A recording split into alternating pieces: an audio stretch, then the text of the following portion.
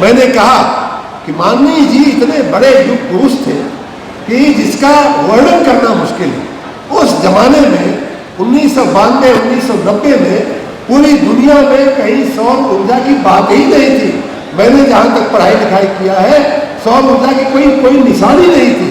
लेकिन माननीय जी को पता नहीं कहाँ से सराय शादी जैसे इंटीरियर गांव में आकर के 32-30 एकड़ की जमीन में इतना बड़ा उस समय के हिसाब से 100 किलोवाट का सोलर प्लांट जो है वो बहुत बड़ा नवीन एक नवाचार था और वो उन्होंने किया।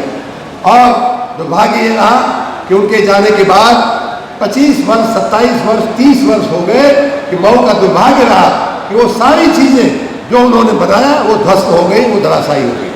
ये जीता जागता नमूना है, ये सोलर प्लांट जो है उसका जीता जाता नमूना है।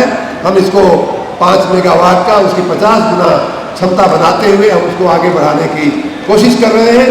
माननीय कल्पनाथ राय जी के जितने भी ये काम थे, मऊ का दुर्भाग्य, मैं मऊ के बीच की राजनीति की इसीलिए आलोचना करता हूँ कि ये माफिया आकर के इस मऊ में उन्होंने गुंडा राज फैलाया, लोगों को चूसा, दीमक की तरह हमारी योजनाओं को खा गए, पैसा जो बजट का आता था उसको दीमक की तरह चाट गए और हमारे आपके हाथ में कुछ भी नहीं लगा।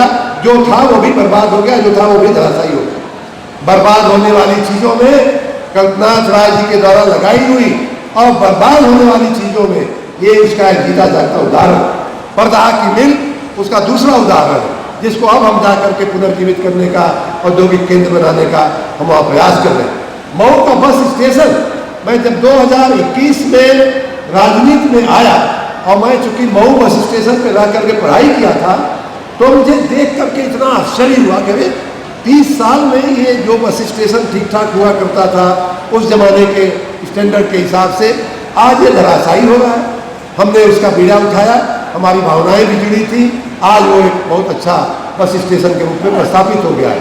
रेलवे स्टेशन आप सबने देखा कि क्या हालत थी और उसको अब जा करके माननीय मोदी जी, जैसा कि बता रहे थे, माननीय मोदी जी के सरकार में माननीय रेल मंत्री वैष्णव जी के नेतृत्व में उस हमारे रेलवे स्टेशन का, तो ऐसी दर्जनों चीज़ें तो मुझे याद है कि जो माननीय कल्पनाथ राय जी के समय में या उनके पहले स्थापित हुई थी मऊ में, और वो धराशायी हो गई, वो जीर्ण शीर्ण हो गई।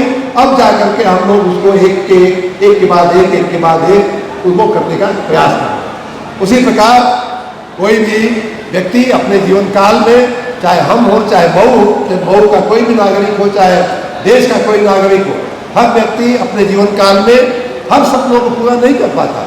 मुझे बताया गया है, कई लोग ये बात करते हैं कि माननीय कल्पनाथ राय की ये बड़ी इच्छा थी और वो कहते थे कि मैं इंदारा में अदरी में ओवरब्रिज जरूर बनवाए, कई ओवरब्रिज उन्होंने बनवाए और उनकी इच्छा थी। अब जब भी उधर से आते थे जाते थे, समय से आना जाना वही मार्ग था। कई बार उनको पीड़ा होती थी कि ये जो है अड़चन जो है हम दूर करेंगे, संयोग से नहीं कर पाए।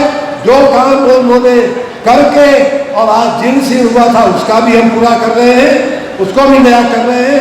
जो काम उनके सपने में था, उनके नॉलेज में था, जो नहीं कर पाए उनको भी हम करने की कोशिश कर रहे हैं। उसमें सबसे बड़ा उदाहरण है इधर इंदारा और अदरी का अपना ओवरब्रिज। उसी प्रकार उस जमाने में देखिए कांग्रेस की सरकार थी, कांग्रेस की सरकार का पूरा जो जमाना था वो तो हम और आप भाग्यशाली है कि माननीय कल्पनाथ राय जी जैसे महामानव का नेतृत्व हमको आपको मिला कि उन्होंने कांग्रेस की दुर्दशा देश की करने वाली सरकार की तिजोरी में से भी पैसे ला करके हमको आपको ऐसी सुविधाएं खड़ी करने की कोशिश किया।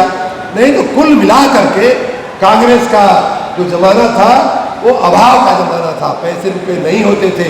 खास सड़कें बंद हैं कब से मरम्मत के लिए, ये हमारे मुल्क की सबसे बड़ी पहचान है। दुष्यंत कुमार ने उन दिनों कहा था इंदिरा गांधी के शासनकाल के लिए, तो ये उस समय उसने वो लेकर के आते थे। आज उन दिनों जो बातें उनके भी संज्ञान में नहीं रही होंगी या उनकी सोच में नहीं रही होंगी, आज की वो आवश्यकता है उसको भी हम पूरा करने की कोशिश कर रहे हैं। उदाहरण के रूप में तमसा नदी उस समय भी थी, उस समय भी वहाँ पे पौराणिक मंदिर हुआ करते थे, सबको मालूम है। तमसा नदी के उस पार जाने की कोई व्यवस्था नहीं थी, सबको मालूम है।